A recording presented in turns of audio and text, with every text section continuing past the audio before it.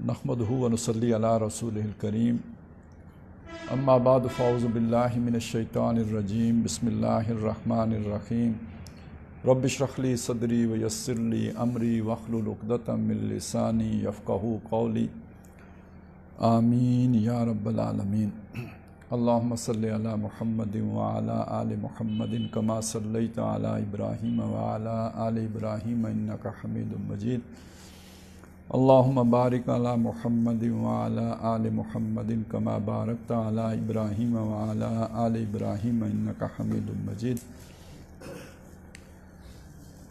हमने जो इससे पहले आखिरी दौर के बारे में हदीसें पढ़ी, उनमें जिन फितनों का ज़िक्र है, उसके बाद हमने एक हदीस पढ़ी जिसमें उन फितनों से निकलने का सबब या ज़रिया या वसीला कुरान मजीद को बताया गया है।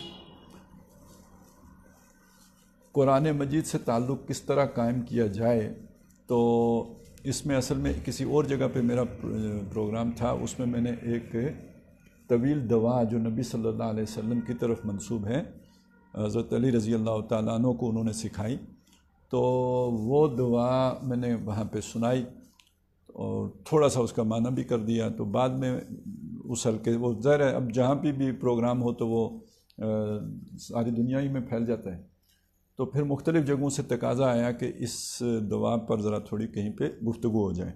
तो मैंने इस जगह को इसलिए मुनासिब समझा कि हमारा जो सिलसिला गुफ्तगू चल रहा था, तो ठीक तकरीबन वहीं पे ये बात फिट आती है कि उस सब का हासिल ये है कि हमारा कुरान मजीद के साथ एक मज़बूत ताल्लुक़ कायम होना चाहिए। तो कोई भी काम करने के लिए दो चीज़ों की ज़रूरत होती है, एक इरादा, और इरादा पक्का इरादा, और दूसरी चीज़ अल्लाह की मदद। जैसे सूरह फातिहा में आता है ना, देखें इय्याका नअबुदु, ये इरादा है कि मैंने इरादा कर लिया, ठान लिए कि तेरी इबादत करूँगा, हम तेरी ही बंदगी करते हैं, करेंगे। व इय्याका नस्तईन, और तुझी से मदद मांगते हैं, यानी ये बंदगी पर भी इस्तिकामत तेरी मदद के बगैर मुमकिन नहीं है। हम नमाज भी नहीं पढ़ सकते अगर अल्लाह की मदद शामिल न हो। तो ज़ाहिर है कि कुरान मजीद से ताल्लुक़ के लिए एक बात तो वो है जो हमने समझी कि हमारे ऊपर कुरान मजीद के क्या ज़िम्मेदारियां हैं जिनको हमें अदा करना चाहिए। तो उसके लिए तो एक इरादा हो पुख्ता कि ये हम पूरा करेंगे। साथ दुआ है कि हम अल्लाह से मांगें कि उस इरादे को हम मुकम्मल कर सकें, और कुरान मजीद के वो फ़यूज़ व बरक़ात उनसे हम मुस्तफ़ीद हो सकें कि जो फितनों से बचाने वाले हैं। लिहाजा मैं थोड़ा इस दुआ की थोड़ी वजाहत कर देना चाहता हूँ, ताकि अगर कोई मांगे तो वो पूरे मफ़हूम को या उस मफ़हूम के यानी कुछ न कुछ तसव्वुर को ज़हन में रखते हुए वो दुआ की जाए। जैसे मैंने बताया, वैसे किताबों में ये दवा जो लिखी हुई है वो इस मानी में लिखी हुई है कि कुरान मजीद को याद करने की दवा, हिफ्ज़ कुरान की दवा के तौर पर ये मुख्तलिफ़ किताबों में आई है। और हज़रत अली रज़ी अल्लाह तआला अन्हु ने से, चूँकि वो रवायत का वो वाला हिस्सा इसी तरफ इशारा करता है, लिहाजा इसी तरह उसे लिख भी दिया गया कि वो फरमाते हैं कि पहले मुझे कुरान मजीद याद करने में दुश्वारी होती थी। जब नबी सल्लल्लाहु अलैहि वसल्लम ने यह दुआ सिखा दी तो उसके बाद कुरान मजीद याद करना मेरे लिए बहुत आसान हो गया। एक एक नशिस्त में भी बड़े आराम से 40-40 आयतें याद कर जाता था। तो इसके दो तरीके मैंने पढ़े, उसमें कुछ मिलते भी हैं और कुछ एक दूसरे से मुख्तलिफ भी हैं। यानी एक बात जो कामन है दोनों तरीक़ों में वो ये है कि ये कम अज़ कम 3 जुमेरात रात को, यानी जुमे और जुमेरात की दरमियानी रात को ये दुआ की जाए। बेहतर ये है कि रात के पेट में की जाए, अगर ये मुमकिन न हो तो अव्वल इस इशा के बाद भी नफल 2 पढ़ के की जा सकती है। तो एक तो ये है। दूसरा ये है कि उन्होंने उन नफलों के बारे में जो एक ख़ास तरतीब भी बयान की है। अब मुझे उसकी सही समझ नहीं है या क्या है, बहरहाल वो ये है कि 4 आम तौर पे नफल 2 रकतें होती हैं, यानी कोई ऐसे नफल नहीं है कि जो 4 रकतें इकट्ठे हों। नफल 2-2 रकतें ही करके पढ़ता, तहज्जुद भी आप 2-2 रकतें ही करके पढ़ते हैं, तो उसमें 4 रकतों का जिक्र है। अब वल्लाहु आलम के 2 रकतों के बाद सलाम फेरना है या तशहुद के बाद उठ, ये मुझे नहीं पता है, ये किसी से पूछ लें।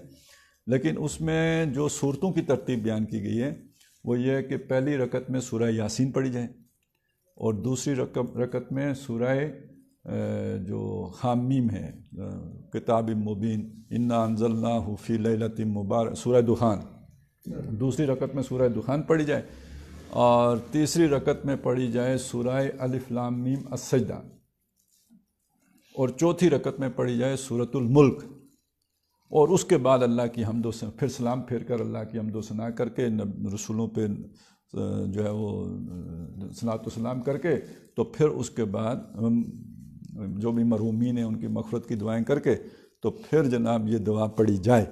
تو یہ کم از کم 3 جمعرات اور زیادہ سے زیادہ 7 جمعرات. لیکن میں آپ کو اس کے لیے نہیں سنا رہا ہوں، میں آپ کو سنا رہا ہوں کہ یہ اتنی عظیم دعا ہے کہ یہ ایک بندہ مومن کو جس نے قرآن سے تعلق جوڑنا ہے وہ ایک جمعراتی پہ کیوں موقوف، وہ ہر نماز کے بعد بھی پڑھ سکتے ہیں. وہ ہر قبولیت کا وقت جو ہمیں معلوم ہے کہ فلاں نماز کی قبولیت کا وقت ہوتا ہے، سفر و حضر میں جو بھی اوقات ہیں اس میں یہ دعا مانگی جا سکتی ہے. تو باقی جو حفظ کا میرے ذہن میں معنی ہے وہ جب میں ان الفاظ تک پہنچوں گا جن سے یہ بات اخذ کی گئی ہے وہاں پہ جا کے بیان کروں گا. دعا کا آغاز ہوتا ہے اللہم ارحمنی بترک المعاصی ابدا ما ابقیتنی. پہلے اس کا ترجمہ کر لیتے ہیں. اللہم ارحمنی، اللہ مجھ پر رحم فرما. رحم کیسے فرما؟ بترک المعاصی، یعنی مجھ پر رحم کر کہ میں نافرمانیاں چھوڑ دوں. ابداً، ہمیشہ کے لیے، یہ نہیں کہ ابھی چھوڑ دوں گھنٹے کے لیے 2 گھنٹے کے لیے، نہیں، ہمیشہ کے لیے نافرمانیاں چھوڑ دوں. ما ابقیتنی، تب تک کے لیے کہ جب تک تو مجھے زندہ رکھے، باقی رکھے. ابقا تو باقی رکھے، ابقیتا تو باقی رکھے، نی مجھے. تو اللہم ارحمنی بترک المعاصی ابدا ما ابقیتنی، یہ پہلا جملہ ہے. اب اس کا معنی ہے، دیکھیں ایک وہ آپ نے ضرور سنا ہوگا جس میں آتا ہے کہ کون سی ہجرت افضل ہے. ایک ہجرت ہے نا، ایک اپنا وطن چھوڑ کے چلے جانا، اور ایک ہجرت ہے کہ معصیت کو ترک کر دینا، جو چیزیں اللہ کو ناپسند ہیں ان کو چھوڑ دینا. ان کرہ ما تہجر کل ما کرہ ربک، کہ تم ہجرت کر جاؤ ہر اس چیز سے جو تیرے رب کو پسند نہیں ہے. تو ہر وہ شے، وہ اشیاء بھی ہو سکتی ہیں، تعلقات بھی ہو سکتے ہیں، معاملات بھی ہو سکتے ہیں، مفادات بھی ہو سکتے ہیں، لیکن اگر اللہ کو نافرمان وہ پسند نہیں ہیں وہ چیزیں تو ان سے بندہ کٹ جائے، یعنی نافرمانی سے کٹنا. تو یہاں اسی چیز کی دعا مانگی گئی. اچھا، نافرمانی کو چھوڑنے کا مطلب ہی عبادت ہوتا ہے. یہ جو تقویٰ کا لفظ ہے، تقویٰ، اس کے معنی جو ہم کرتے ہیں پرہیزگار، یہ متقی کا کیا معنی کرتے ہیں ہم جی؟ پرہیزگار، یعنی پرہیز کرنے والا. کس سے پرہیز کرے گا؟ وہ کھانا تو کھائے گا نا، کھانے سے تو پرہیز نہیں کرتا. یہ ڈاکٹر والی پرہیز تو نہیں ہے کہ یہ نہیں کھانا یہ نہیں کھانا. اللہ کی نافرمانی سے پرہیز کرنا ہے، یعنی فرما بردار جو ہے وہ اللہ کی نافرمانی نہیں کرتا، یہ پرہیزگار ہے، یہ متقی ہے. تو اس پرہیزگاری کا مطلب کیا ہے کہ اللہ کی نافرمانی نہیں، یہ معاصی چھوڑ دینا. تو اللہ میں ارادہ تو کرتا ہوں کہ معاصی چھوڑ دوں گا، لیکن تیری توفیق کے بغیر میں معاصی چھوڑ نہیں سکتا، معصیت مجھ سے نہیں چھوٹے گی. تو بلکہ مجھے معصیت سے ایک شعر ذہن میں آیا، پتہ نہیں ابھی یاد آئے گا نہیں. ہاں، سراپا معصیت میں ہوں، سراپا مغفرت وہ ہے، خطا کوشی روش میری، خطا پوشی ہے کام اس کا. تو یہ بات تو اپنی جگہ پہ ٹھیک ہے. یہ نظم تھی شاید ظفر اللہ صاحب، کیا ہے وہ، شاہ ظفر تھا کہ کیا ظفر تھا، کوئی اس طرح کا بڑی اچھی نظم تھی. اسی میں بہادر شاہ ظفری کی تھی. تو اس کا جناب ایک شعر یہ بھی تھا، یعنی ایک طرف یہ امید تھی اور دوسری طرف وہ کہ نہ جا اس کے تحمل پر کہ ہے بے ڈب گرفت اس کی، ڈر اس کی دیر گیری سے کہ ہے سخت انتقام اس کا.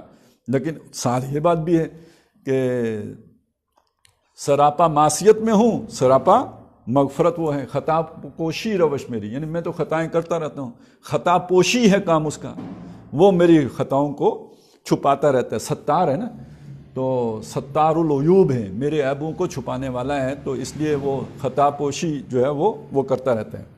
لیکن یہ کہ اس کا یہ مطلب نہیں ہے کہ ہمیشہ ہوتی رہے گی، کہیں نہ کہیں جا کے بے ڈھب اس کی گرفت بھی آ جائے گی. جب پکڑ آئے گی تو پھر بچ نہیں سکتے. ان اخذ ربک لشدید، بے شک تیری رب کی پکڑ بہت سخت ہے.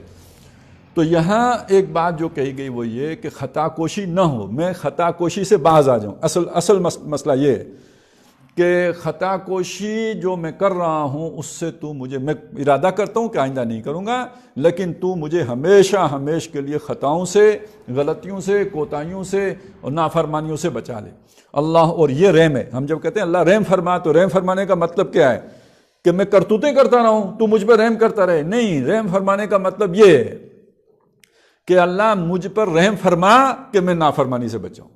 اللہم ارحمنی بترک المعاصی ابدا ما ابقیتنی۔ اگلی بات سنیے، وارحمنی ان اتکلف ما لا یعنینی، مجھ پر رحم فرما کہ میں لا یعنی باتوں کا تکلف نہ کروں۔ کوئی سمجھ آئی؟ ایک جملے میں سمجھ آ جائے گی، وقت ضائع کرنا۔ اور دوسری بات ذرا اس سے گہری ہے، اسی کے اندر ہے، انسان کی اصلیت جو ہوتی ہے اس کے لیے تکلف کی ضرورت نہیں ہوتی۔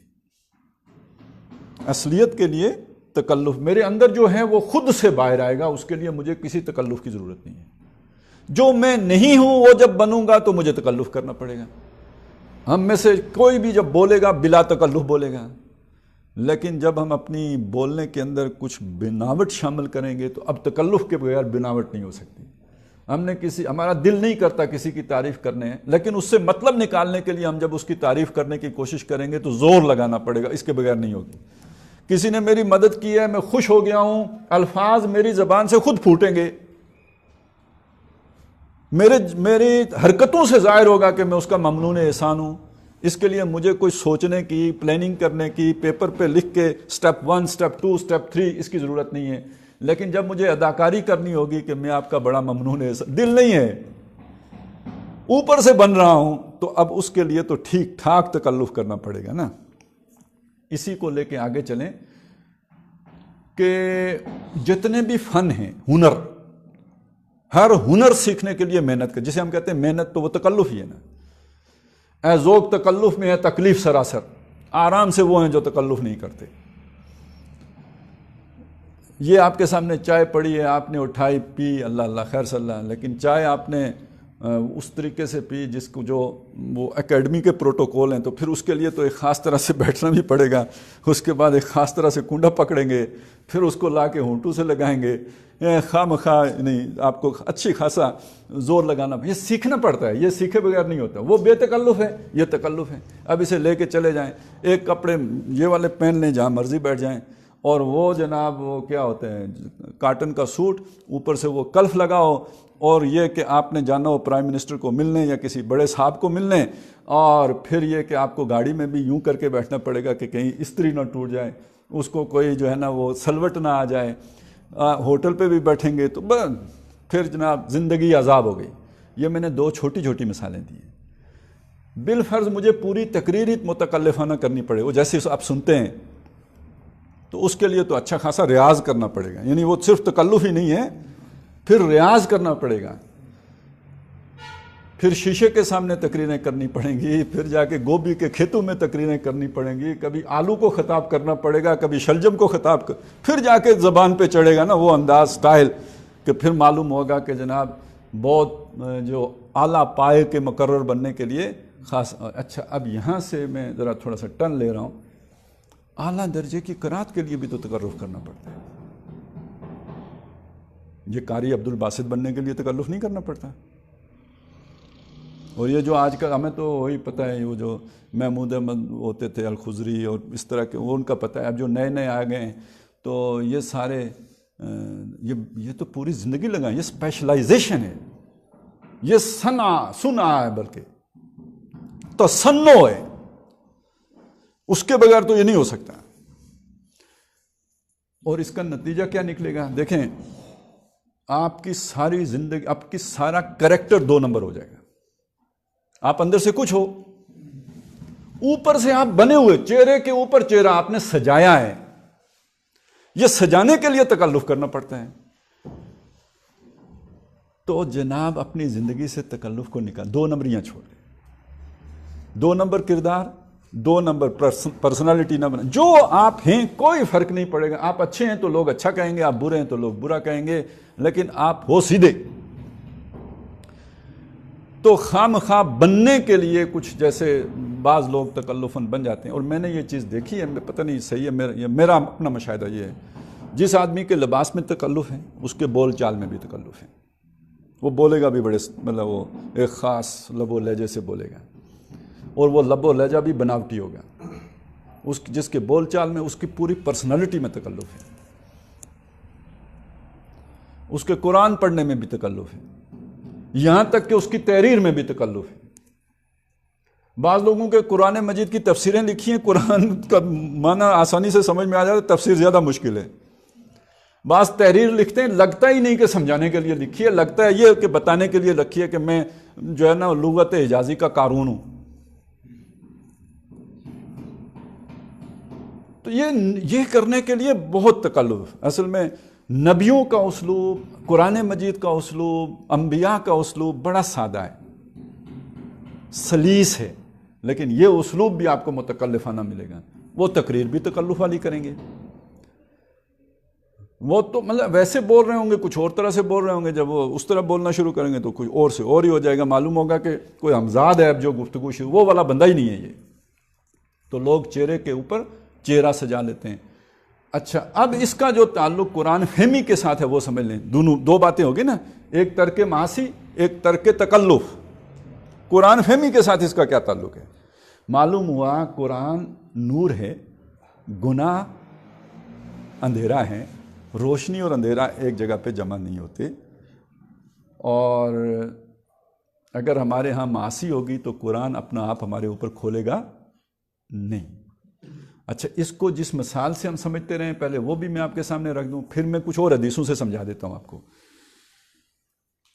مثال ہمارے سامنے روشنی کی کیا ہے جی؟ لالٹین. لالٹین کی روشنی دو ذریعوں, اس کے پھیلنے کے دو ذریعے. ایک تو وہ بتی جل رہی ہو, روشنی خود بتی ہے وہ جو اس کے اندر جلتی ہے, لیکن اگر شیشے کے اوپر کالک آ گئی ہو تو لائٹ باہر نہیں آئے گی.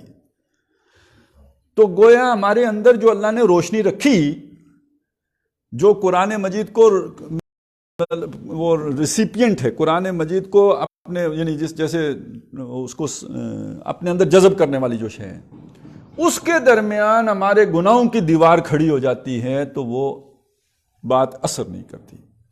اس کو قرآن مجید میں مختلف طریقوں سے بیان کیا گیا ہے. کلا بل ران علی قلوبہم ما کانوا یکسبون. ان کو بات اس لیے نہیں سمجھ آ رہی, ان کے دلوں کے اوپر زنگ آ گیا ہے. کیوں آ گیا؟ ان کے کاموں کی وجہ سے آ گیا, جو انہوں نے کمائی کی ہے نا, گناہ کیے ہیں, ظلم کیے ہیں, اس کی وجہ سے دل زنگ آلود ہو گئے ہیں. اب قرآن مجید ان کے اوپر اثر نہیں کرتا.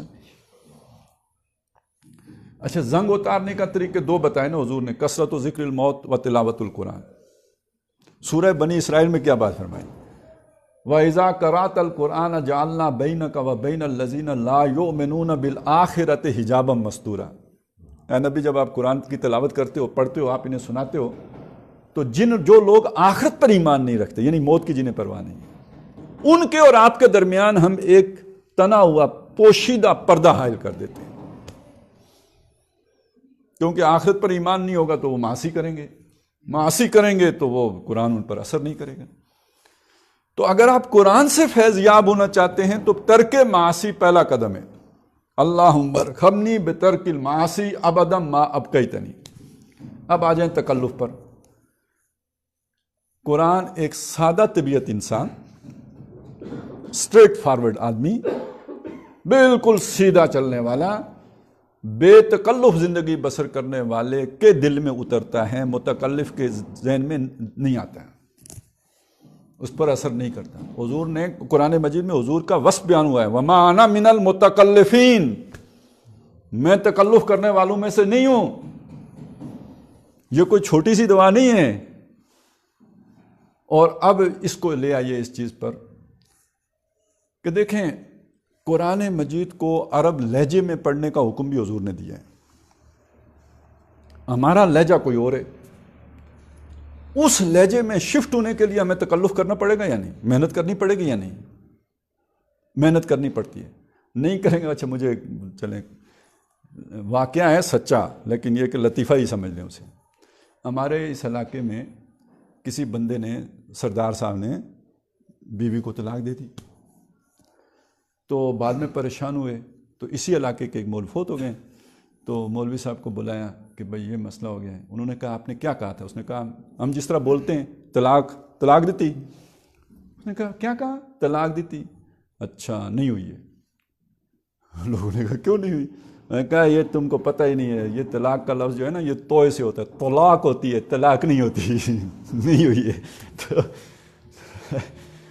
ٹھیک ہو گیا۔ تو اب تے اور توئے کا فرق ہے، تو ہم تو توئے بولتے ہی نہیں ہیں، ہماری جو ہے نا بولی میں توئے ہے ہی نہیں، تے ہی تے ہے، ہم بلا تکلف لوگ ہیں۔ ہم اپنی لینگویج میں بھی زیادہ زبان کو عربوں کی طرح آئین شائن نہیں کرتے، ہم زبان کی نوک سے کام چلاتے ہیں۔ تو اب جب ہم وہ گلے کو ہلائیں گے حروف ہلکی تو پھر اس پہ پھر مسئلے کھڑے ہوں گے، ظاہرہ وہ کرنا پڑے گا اس پر۔ تو تکلف تو ہے یہ، اور ایک حد تک یہ سیکھنا چاہیے کیونکہ نبی صلی اللہ علیہ وسلم نے اس کا حکم دیا ہے۔ لیکن قرآن آپ میں اترے، اگر آپ ہر وقت اس تکلف میں پڑے رہیں گے تو آپ کا ذہن کدھر لگے گا؟ خا کہاں سے نکلی اور خا کہاں سے نکلی، اور حمزہ کہاں سے نکلی اور آئین کہاں سے نکلا، یعنی ذہن سارا اس پہ لگا رہے گا، گویا قرآن کے رسم پہ رہے گا، قرآن کے مفہوم پہ نہیں جائے گا۔ لا یبقی من القرآن الا رسمہ، قرآن میں اس کا رسم تو رہ جائے گا، وہ نہیں، باقی نہیں بچے گا، اصل اس کا مفہوم نہیں بچے گا۔ تو آپ اپنے نفلوں میں تو کم از کم، میں نہیں کہتا غلط پڑھا کریں لیکن یہ بات ہے کہ ہم کوئی بے تکلف پڑھا کریں، تب جا کے قرآن مجید کا اثر ہوگا، تعلق اس کا یہ جڑا۔ تو اور یہ یعنی اگر اللہ نے طبیعت سادہ دی ہے، ذوق ہی سادگی کا دیا ہے، تو یہ خود ایک نعمت ہے، یہ دعا مانگنے کی ہے۔ اور اگر طبیعت میں تکلف ہے کسی وجہ سے یا کسی تربیت کے نتیجے میں پیدا ہو گیا ہے، تو اب اس کے لیے دعا مانگ کے وہ تکلف برطرف، تکلف کو چھوڑنے کی دعا، یعنی قرآن مجید اور تکلف جمع نہیں ہوتے، قرآن اور معاصی جمع نہیں ہوتے، قرآن اور تکلف جمع نہیں ہوتے۔ اللہم ارحمنی بترک المعاصی ابدا ما ابقیتنی وارحمنی ان اتکلف ما لا یعنینی، مجھ پر رحم فرما کہ میں تکلف کروں ان چیزوں میں جو بے مقصد ہیں۔ تو چلیں وہ جو آپ نے مخارج سیکھے ان میں تو ایک مقصدیت پائی جاتی ہے، لیکن اگر وہ بھی کہیں رکاوٹ بن رہے ہوں تو پھر اس سے بچنا لازم ہے۔ اور وہ جو حدیث ہے کہ جس میں حضور نے فرمایا اکثر و منافقی امتی قرآؤہا، میری امت کے منافقوں کی اکثریت قاریوں پر مشتمل ہوگی۔ اور یہ تو بہت سی حدیثیں، قرآن پڑھیں گے حلق سے نیچے نہیں جائے گا، قرآن پڑھتے ہوں گے حلق سے نیچے نہیں جائے گا۔ تو ایسا خدا را تجوید کے نام پر یہ نہ کیجئے کہ آپ کا قرآن حلق سے نیچے نہ جائے، اتنے تکلف میں پڑ جائیں کہ معنی نگاہوں سے اوجھل ہو جائیں۔ تو پہلی شے تو یہ ہے نا کہ اس کا اثر ہو آپ کی طبیعت کے اوپر۔ تو اللہم ارحمنی ان اتکلف ما لا یعنینی، تیسری بات وارزقنی حسن النظر فیما یرضیک عنی۔ رزق تو ہم تو کھانے پینے کو سمجھتے ہیں، لیکن رزق کا مطلب جو بھی اللہ کی نعمتیں ہیں وہ رزق ہے، ہدایت بھی رزق ہے، قرآن مجید بھی رزق ہے۔ تو مجھ کو رزق دے، یعنی مجھ کو حصہ دے کیا؟ حسن النظر، نظر کا حسن۔ اور یہاں اس سے مراد یہ ہے ایک ایسی نظر جو حقیقت کو پہچاننے والی ہو۔ گاہ میری نگاہ تیز چیر گئی دل وجود، گاہ الجھ کے رہ گئی میرے توہمات میں۔ ظاہر بین نگاہ نہ ہو، دور بین نگاہ ہو، بلکہ جو اس کی گہرائی کو بھی دیکھنے والی نگاہ ہو۔ جیسے حضور نے ایک جگہ دعا یہ بھی آتی ہے، اللہم ارنی حقیقت الاشیاء کما ہی، اے اللہ مجھے چیزوں کی حقیقت دکھا جیسے کہ وہ ہیں، یعنی جیسے مجھے نظر آتی ہیں ویسے نہیں، وہ تو ہر ایک کو آتی ہیں، جو ان کی اصلیت ہے وہ مجھے دکھا۔ تو ایک چیز ہوتی ہے بظاہر بڑی چمکیلی، بڑی پرکشش، اٹریکٹیو، لیکن اندر سے وہ نقصان دہ ہوتی ہے، وہ ہم نہیں جانتے ہوتے، تو مجھے اس کی اصلیت دکھا۔ بعض چیزیں مزین کر دی جاتی ہیں، شیطان کی طرف سے بہت خوبصورت بنا دی جاتی ہیں، تو ایسی یہ نہ ہو کہ میں اس دجل کا شکار ہو جاؤں، میں اس فریب کا شکار ہو جاؤں، میرے سامنے اس کی حقیقت کھلی رہے، یہ حسن النظر ہے۔ لیکن یہاں کس معاملے میں حسن نظر؟ دیکھیے وہ جو میں نے آپ کو سمجھایا وہ تو یہ ہے نا، فرض کریں شراب ہے تو کہیں کوئی مجھے روح افزا بنا کے نہ پیش کر دے تو جیسے اس کی حقیقت ہے وہ مجھے معلوم ہو، یا اسی طرح کوئی چیز جیسے کوک ہے یا پیپسی ہے، دیکھ کے تو بوتل تو دل کرتا ہے، دل مچلتا ہے، تو اس میں کیا زہر ہے وہ تو ہم نہیں جانتے، تو مجھے وہ بھی معلوم کروا دے، یہ بھی مفہوم ہے۔ لیکن یہاں اس کا مفہوم کوئی اور ہے۔ حسن النظر فیما یرضی کانی، ان چیزوں میں حسن نظر عطا فرما کہ جن کے کرنے سے تو مجھ سے راضی ہوتا ہے۔ تو وہ کون سی چیزیں ہیں؟ ظاہر ہے وہ یہ والی چیزیں تو نہیں ہیں جو میں نے ابھی تک گنوائی ہیں۔ روزہ رکھنے سے اللہ راضی ہوتے ہیں نا، نماز پڑھنے سے اللہ راضی ہوتے ہیں نا، تلاوت قرآن کرنے سے اللہ راضی ہوتے ہیں، نیکی کے اعمال کرنے سے اللہ راضی ہوتے ہیں۔ تو جو نیکی کا عمل میں کر رہا ہوں اس کا بھی ایک ظاہر ہے، اس کا بھی ایک رسم ہے، اس کی بھی ایک ظاہری شکل ہے۔ نماز کی ایک ظاہری شکل ہے نا، یہ جتنا بھی ہم کرتے ہیں یہ اس کی ظاہری شکل ہے۔ یہ نماز کا وقت ہے، ایک ظاہری چیز ہے۔ یہ نماز کی صف بندی ہے، ایک ظاہری شے ہے۔ اقامت ہے تو ظاہری چیز ہے، اس کے اندر تلاوت ہے، ظاہری بات ہے۔ یہ سب ظاہر ہے، رکوع ہے، سجود ہے، سب ظاہر ہے، اس کی رسم ہے، کعبے کی طرف رخ ہے، ایک اس کی روح ہے۔ روح کیا ہے؟ روح اس کی یہ ہے کہ گویا بندہ اللہ کے سامنے کھڑا ہے، ہم کلام ہے، وہ جانتا ہے جب میں کہتا ہوں الحمدللہ رب العالمین اللہ اس کا جواب دیتا ہے، وہ جانتا ہے جب کہتا ہے الرحمن الرحیم اس کا جواب آتا ہے، اثنا علیہ عبدی میرے بندے نے میری ثنا کی ہے، مالک یوم الدین کہتا ہے اسے معلوم ہے، وہ اللہ جواب دیتا ہے مجدنی عبدی میرے بندے نے میری بزرگی بیان کی ہے۔ اب یہ تو نبی صلی اللہ علیہ وسلم معراج پہ تشریف لے جا کے تو اللہ سے یہی مکالمہ ہی ہوا ہے نا، بندہ مومن کا نماز میں اللہ سے مکالمہ ہو رہا ہے، اسی لیے فرمایا الصلاۃ معراج المومن، نماز مومن کی معراج ہے۔ حضور کی معراج وہ جسم کے ساتھ تھی، لیکن یہ ایک معراج تو روح کا طرف ہو رہا ہے۔ گویا وہ جو اقبال نے جو خودی کا تصور پیش کیا تو یہ ایک چھوٹی سی خودی ہے نا، انائے صغیر یا انائے کبیر کے ساتھ ہم کلام ہے، یہ اس کا حسن نظر ہے۔ تو اب اسی طرح روزے کا بھی کوئی حسن نظر ہوگا، صدقہ خیرات کا بھی کوئی حسن، تلاوت کا بھی کوئی حسن نظر ہے نا۔ تو صرف وہ ظاہری عمل کرنے ہی کی توفیق عطا نہ فرما، بلکہ اس کی گہرائی اور اس کی حکمت اور اس کی جو اندر جو میرے لیے تو نے فائدے رکھے ہیں ان کی سمجھ بھی عطا فرما، اس کی روح بھی مجھے سمجھا دے۔ تو تیسری چیز یہ ہو گئی۔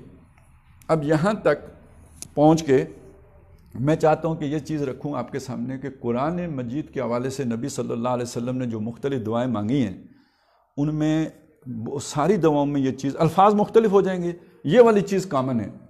اس سب کو جمع کریں تو کیا شے بنے گی؟ اللہ کی بندگی درجہ احسان میں۔ اللہ کی بندگی مطلب آپ نے نافرمانی چھوڑ دی، پہلی دعا یہی کی تھی نا، تکلف چھوڑ دیا، اور حسن نظر یعنی احسان کے درجے میں آپ کام کریں، حسن والا کام، خوبی والا کام۔ احسان کا یہی آتا ہے نا حدیث جبریل میں، وہ ہم نے یہاں پڑھی تھی پہلی حدیث، یاد آئی؟ اسلام کیا ہے، ایمان کیا ہے، اور تیسرے نمبر پر کیا تھا؟ جبریل علیہ السلام نے تیسرا سوال کیا پوچھا تھا؟ احسان کیا ہے؟ اور احسان کی کیا تعریف ہوئی تھی؟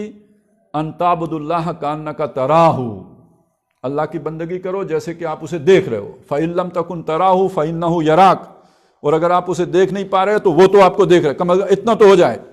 یہ حسن النظر ہے، یہ اس کے اندر احسان پیدا کر دے گا، عمل وہی ہے۔ تو اب آپ سمجھ لیجئے کہ یہ جو ان تین جملوں کا لب لباب کیا نکلا؟ اللہ کی بندگی درجہ احسان میں۔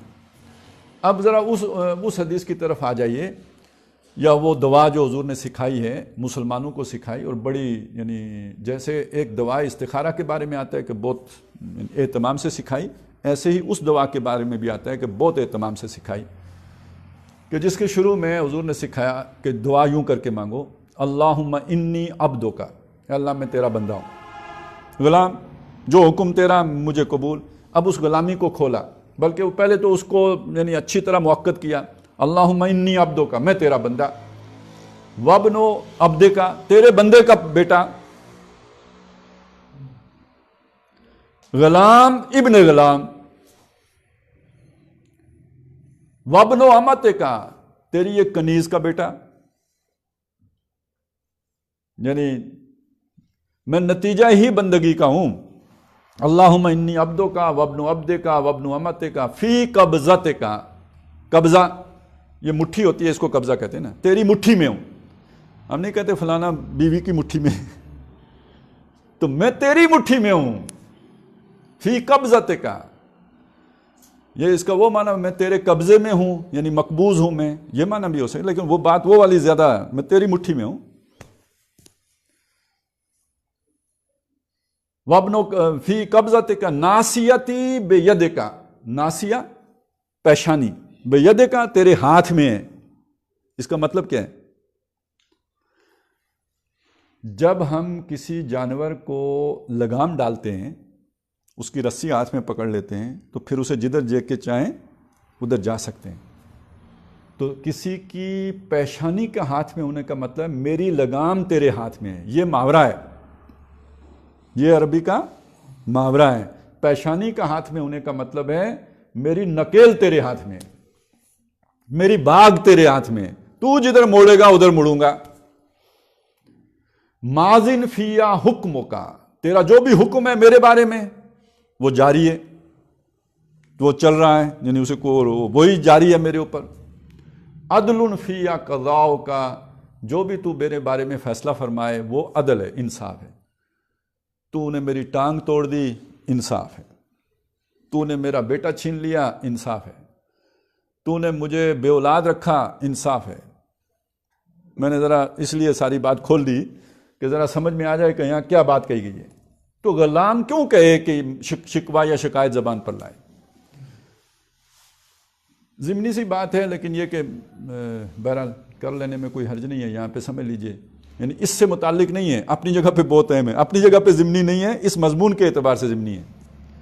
وہ یہ ہے کہ جو بندہ ہے نا، غلام، آپ اب تو غلامی رہی نہیں، لیکن آپ چلیں بیوی تو ہے نا، بیٹا ہے نا آپ کا، آپ اس کی ضرورتیں پوری کرنے کے بارے میں فکر مند ہو، وہ اگر پڑوسی کے سامنے جا کے روئے تو کوئی اس کی ضرورت آپ پوری نہیں کر سکے، وہ پڑوسی کے سامنے جا کے روئے تو آپ کو غیرت آئے گی یا نہیں آئے گی؟ بس وہ نہیں چاہتا میرا بندہ کسی اور کے سامنے جا کے کوئی، اللہ سے گلہ شکوہ اپنی جگہ پہ تنائیوں میں کرنے میں کوئی حرج نہیں ہے، سن لیتا ہے،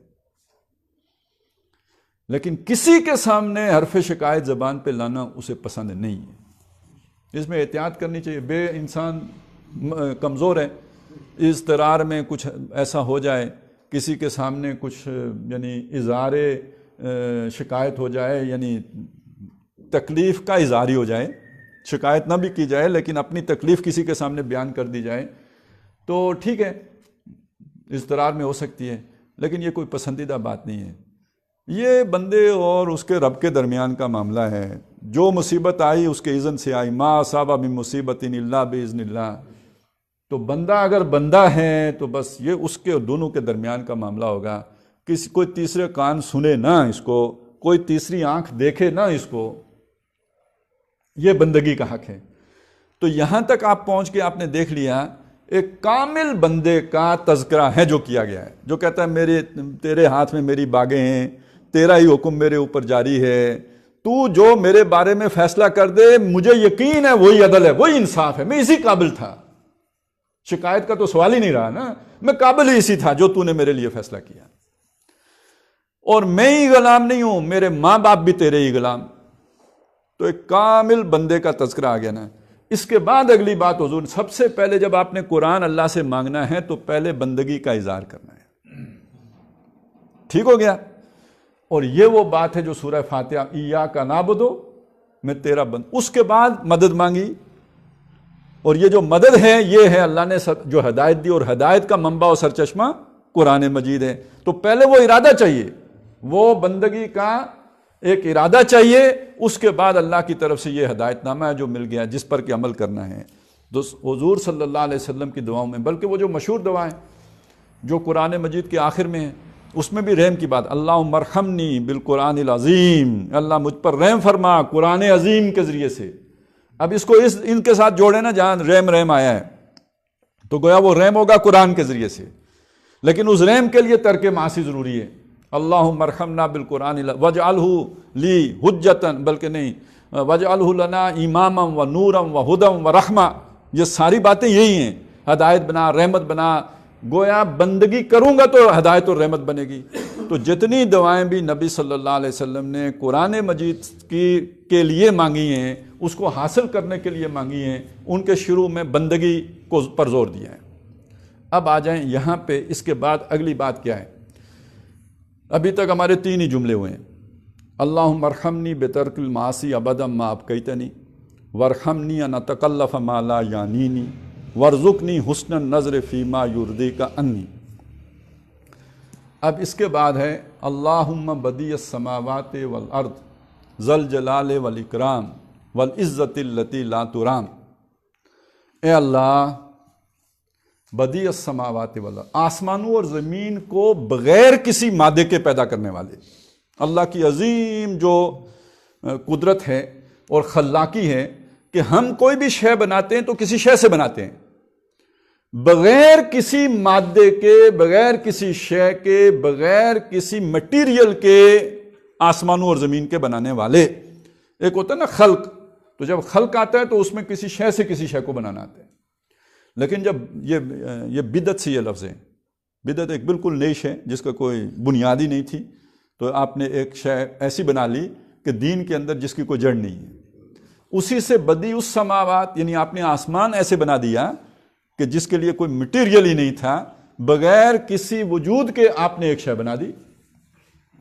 تو بدیع السماوات والارض ذا الجلال والاکرام، جلال والا، عزت والا، والعزت التی لا ترام، اور اس عزت والا کہ جو ابدی ہے، جو جس کو کبھی زوال نہیں آنا۔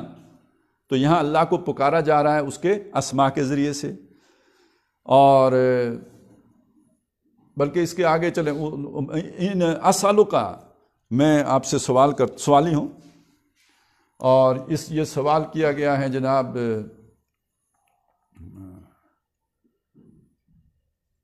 وہ ابھی چلیں آ جائیں گے تھوڑی دیر میں، جب تک میں یہ وضاحت کروں، وہ جو پہلی حدیث تھی اس میں آ جائیں، جب وہ سارا سنایا نا، انی عبدک وابن عبدک وابن امتک فی قبضتک ناصیتی بیدک ماضٍ فیہا حکمک عدل فیہا قضاؤک اسألک بکل اسم، اے اللہ میں تجھ سے سوال کرتا ہوں تیرے تمام ناموں کے واسطے سے،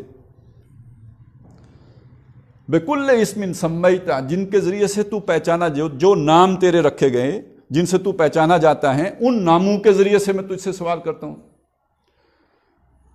او انزلتہ فی کتابک، یا جو تم نے کسی کتاب میں اتارے ہیں، اور او استاثرت بہ فی مکنون الغیب عندک، یا یہ کہ تو نے اپنے خزانہ غیب میں ہی رکھے ہوئے ہیں، انسانوں کو نہیں بتائے، او علمتہ من خلقک، یا وہ پہلے آ گیا تھا کہ جو آپ نے اپنی خلقت مخلوق میں سے کسی کو سکھائے ہیں، ان ناموں کے واسطے سے میں آپ سے مانگتا ہوں۔ یہ بات وہاں پہ آ گئی، یہاں پہ بھی دیکھیے ناموں ہی کا واسطہ آ گیا، اللہم بدیع السماوات والارض ذا الجلال والاکرام والعزت التی لا ترام، اسألک، اب وہ بالکل ذہن سے چلیں، بہرحال وہ 1 2 وہاں پہ، اسألک یا اللہ یا رحمان بجلالک و نور وجہک، نام ہی آئے، اللہ، رحمان، اور اس کے جلال کا ذکر اور اس کے چہرے کے نور کا ذکر، اس واسطے سے میں تجھ سے سوال کرتا ہوں۔ کیا سوال ہے؟ پہلا سوال، یعنی اب مانگنا شروع ہوا ہے، اس سے پہلے تو صرف وہ شروع میں 3 باتیں مانگنے کی تھی، پھر اسماء کے ذریعے سے، اور وہ جو مانگنے کی تھی وہ کیا تھا؟ بندگی پر کامل ہونا، اور پھر اسماء کے ذریعے سے واسطہ دے کر اگلی جو بات کہی گئی وہ کیا ہے؟ ان تلزم قلبی حفظ کتابک کما علمتنی، الزام، کسی پر کوئی الزام لگانا، یہ معلوم ہے نا، اس کا مطلب کوئی شے کسی کے ساتھ جوڑ دینا۔ جب میں کہتا ہوں وہ چور ہے تو میں نے چوری اس کے ساتھ جوڑی، اس معنی میں کہتے ہیں الزام دیا۔ یہ جو سٹیکر ہوتا ہے نا جو دیوار کے ساتھ ہم چپکا دیتے ہیں، تو یہ چپکانے کا معنی ہے الزام۔ تو تلزم قلبی، میرے دل کو چپکا دے، حفظ کتاب کا، اپنی کتاب کو حفظ کرنے پر۔ آئی بات کی سمجھ؟ یعنی جیسے کوئی شے کسی شے سے چپک جاتی ہے، ایسے قرآن مجید میرے دل کے ساتھ چپک جائے۔ کما علمتنی، جیسے کہ آپ نے مجھے سکھایا ہے، جیسے آپ نے یہ قرآن مجھے پڑھایا ہے۔ حضور صلی اللہ علیہ وسلم کو اس بات کا بڑا وہ رہتا تھا کہ کہیں میں بھول نہ جاؤں، اور اس کے لیے آپ بہت کوشش بھی کرتے تھے۔ تو اللہ تعالیٰ نے پھر حضور کو تسلی دی، سورہ قیامہ میں اس کا پوری تفصیل آئی ہے کہ فلا تعجل لسانک فلا تحرک بہ لسانک لتعجل بہ، آپ اس کے لیے حرکت نہ دیں اپنی زبان کو قرآن مجید کے ساتھ جلدی جلدی۔ اِنَّ عَلَيْنَا جَمْعَهُ، آپ بے فکر ہو جائیں، کوئی تکلف، کوئی ریاض کرنے کی ضرورت نہیں، اس کو جمع کرنا ہماری ذمہ داری ہے، پھر آپ کو پڑھا دینا بھی ہماری ذمہ داری ہے۔ یعنی نبی صلی اللہ علیہ وسلم پر یہ بہت پھر آسان کر دیا گیا، تاکہ آپ صلی اللہ علیہ وسلم کی بس کئی جگہوں پہ آیا نا فَإِنَّمَا يَسَّرْنَاهُ بِلِسَانِكَ، اس کو ہم نے آپ کی زبان پر جاری فرما دیا ہے، اس کو آسان کر دیا ہے آپ کی زبان کے اوپر۔ تو گویا یہ جو تکلف ہے، اس سے نکلیں گے تو آسانی والی صورت آئے گی۔ تو یہ تکلفاً اگر کچھ پڑھا بھی ہے تو یہ ایک ابتدائی سٹیج تو ہے، وہ لہجہ وہ والا اختیار کرنے میں، یہ مستقل سٹیج نہیں ہے۔ گویا دل اس کے ساتھ اس طرح چپک جائے کہ زبان کے اوپر جاری ہو جائے، یہ مانگا گیا ہے۔ یہ صرف حفظ کرنا، وہ جو ہم یاد کر لیتے ہیں اس معنی میں نہیں ہے، اس لیے کہ جب نبی صلی اللہ علیہ وسلم حفظ کا لفظ استعمال کرتے ہیں اور صحابہ اکرام جب حفظ کا لفظ استعمال کرتے تھے تو گویا اس پر عامل ہو جانا بھی شامل ہوتا تھا، اس کے ایک ایک حکم کے مطابق زندگی کو ڈھال لینا بھی اس میں شامل ہے۔ تو دل اس پر ٹھک جائے کہ جو کام قرآن نے بتایا ہے وہ کرنے کے لیے دل اب آمادہ، چپکا ہوا ہے اسی کام کے ساتھ۔ جیسے حدیث میں آتا ہے وہ لوگ جن کے دل مسجد میں اٹکے رہتے ہیں، تو گویا اس طرح قرآن میں دل اٹک کے رہ جائے، اور یہ کہ اس طرح اٹک جائے کہ رات کو سوتے بھی آدمی پڑھ رہا ہو۔ تھوڑی سی وہ ہوتی ہے نا، کب پسندیدہ چیزیں ہی زبان پہ چڑھتی ہیں نا، بعض لوگ رات کو سوتے میں گالیاں دیتے ہیں، سنی ہوں گی آپ نے۔ تو کبھی کوئی ایسا بندہ بھی دیکھا ہے جو سوتے میں قرآن پڑھتا ہو؟ دیکھیں، بالکل دیکھیں، ہم نے دیکھیں، اور ایسے بھی دیکھیں جو مرتے وقت بھی قرآن پڑھتے پڑھتے مر گئے، بے ہوشی میں، مطلب موت کی غشی ہے، پڑھ قرآن رہے۔ یہ ہے قرآن کا دل سے چپک جانا، یہ صرف یاد کرنے کے معنی میں نہیں ہے۔ تو یہ ساری دعا مانگ کے آخر میں کیا، قرآن گویا میرے دل کے ساتھ چپک جائے۔ وَارْزُقْنِي أَنْ أَتْلُوَهُ عَلَى النَّحْوِ الَّذِي يُرْضِيكَ عَنِّي، اور مجھے توفیق دے کہ میں اسے اس انداز میں پڑھوں کہ جو تجھے مجھ سے راضی کر دے، اس طرح پڑھوں کہ جس سے تو مجھ سے راضی ہو جائے۔ اس کے بعد پھر وہ دوبارہ انہی اللہ کے اسماء کا ذکر کیا، اور جو وہ پہلے والے الفاظ ہیں، اللہم بدیع السماوات والارض ذی الجلال والاکرام والعزۃ التی لا ترام اسألک یا اللہ یا رحمان بجلالک ونور وجہک۔ اب پھر دعا آگے ان تنور بکتابک بصری، کہ تو منور کر دے، روشن کر دے اپنی اس کتاب کے ساتھ میری نگاہوں کو۔ وہ جو حسن نظر ہے نا، اب آ کے بات کھلی کہ وہ آپ کو ان چیزوں میں حسن نظر کیسے پیدا ہوگا، جب اس نظر میں قرآن رچ بس جائے گا، اور اس کی روشنی سے جب دیکھیں گے، اب وہ جو ہے حسن نظر پیدا ہو گیا۔ دیکھتے تو پہلے بھی تھے، چیزیں پہلے بھی دیکھتے تھے، یہ دنیا یہی ہے، لیکن پہلے کسی اور نظر سے اولاد کو دیکھتے تھے، اب جب دیکھیں گے تو کسی اور نظر سے دیکھیں گے۔ حسن نظر، اور اس کا ذریعہ کیا بنا دے، کس شے کو بنا دے حسن نظر کا ذریعہ؟ کوئی چلے کاٹنے کی ضرورت نہیں ہے، کوئی جا کے کوئی تپسیائیں کرنے، تکلف میں پڑھنے کی ضرورت نہیں ہے، اللہ نے کتاب اتار دی ہے، اس کو ذریعہ بنا دے اللہ میری آنکھ کا سرما، کہ جس کے ذریعے سے میرے اندر حسن نظر پیدا ہو جائے۔ میرا خیال ہے آج اتنا کر لیتے ہیں، کیونکہ پھر میں جلدی کر دوں گا تو کچھ نہ کچھ کمی رہ جائے گی، تو پھر باقی انشاءاللہ تعالی آئندہ۔ اقول قولی ھذا واستغفر اللہ لی ولکم ولسائر المسلمین والمسلمات۔